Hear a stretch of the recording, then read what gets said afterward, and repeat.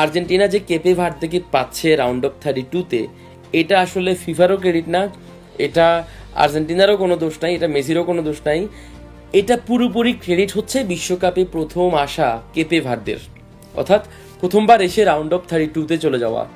এটার একবারে all credit goes to Cape Verde.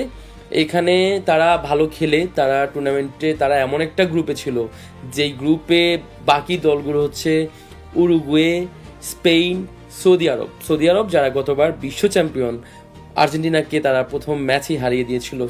সেই তিনটা দল, তার মধ্যে স্পেনের সাথে তারা ড্র করেছে, অর্থাৎ উরুগুয়ে এবং স্পেনের মতো দলকে টপকে এসে কেপে ভার্দে হচ্ছে রাউন্ড অফ 32-তে গেছে।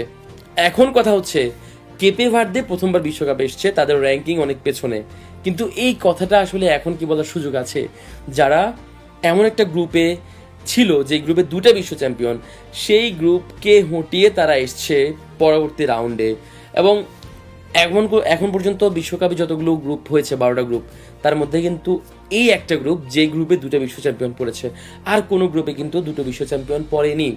সেই গ্রুপ থেকে কেপে ভার্দে রাউন্ড অফ 32-তে গেছে, এবং রীতিমতো তারা এমন না যে কেপে ভার্দেকে 4-5 গোল দিয়ে দিছে বা উরুগুয়ের সাথে তারা অঘটন ঘটাইছে, তারা কিন্তু প্রথম ম্যাচেই এই বিশ্বকাপের সবচেয়ে হট ফেভারিটদের মধ্যে অন্যতম স্পেনকে তারা স্পেনের সাথে ড্র করে, এরপর উরুগুয়ের সাথে তারা সাবেক বিশ্ব চ্যাম্পিয়ন, তাদের সাথেও তারা ড্র করে, শুধু ড্র না রীতিমতো উরুগুয়েকে তারা 2 গোল তারা দিয়েছে, এবং 2-2 ড্রয়ের পর সৌদি আরবের বিপক্ষে তারা আবারও ড্র করে পরের রাউন্ডে যাচ্ছে।